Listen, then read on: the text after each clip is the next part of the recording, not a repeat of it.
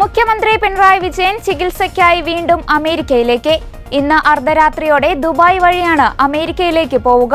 ചികിത്സയുടെ ഭാഗമായി ഒരാഴ്ചയോളം അമേരിക്കയിൽ കഴിയുമെന്നാണ് report.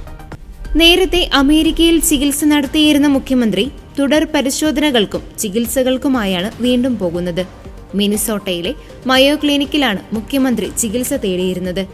Thiruvananthapuram medical college urology വിഭാഗം മേധാവി ഡോക്ടർ ഹാരിസ് ചിറക്കൽ ആശുപത്രിയിലെ പ്രശ്നങ്ങൾ ചൂണ്ടിക്കാട്ടി ഫേസ്ബുക്ക് പോസ്റ്റിട്ടതിന് പിന്നാലെ പൊതുജനാരോഗ്യ രംഗത്തെ നിരവധി പ്രശ്നങ്ങൾ ഉയർന്നു വന്നിരുന്നു. ഇതിനിടെ കോട്ടയം മെഡിക്കൽ കോളേജിൽ കെട്ടിടം തകർന്നു വീണ് ഒരു സ്ത്രീ മരിക്കുകയും ചെയ്തിരുന്നു. തുടർന്ന് ആരോഗ്യമന്ത്രി വീണ ജോർജ് രാജിവെക്കണമെന്നാവശ്യപ്പെട്ട് സംസ്ഥാന വ്യാപകമായി പ്രതിപക്ഷം പ്രതിഷേധം സംഘടിപ്പിച്ചു. ഇത്തരത്തിൽ വിവാദം കത്തി നിൽക്കെയാണ് മുഖ്യമന്ത്രി ചികിത്സ തേടി യുഎസിലേക്ക് പോകുന്നത്. അതിനിടെ കെട്ടിടം തകർന്നു വീണ് മരിച്ച തലയോലപ്പറമ്പ് സ്വദേശി ബിന്ദുവിന്റെ സംസ്കാരം പൂർത്തിയായി. സ്ഥലമില്ലാത്തതിനാൽ സഹോദരിയുടെ വീട്ടുവളപ്പിലാണ് ബിന്ദുവിന് ചിതയൊരുക്കിയത്.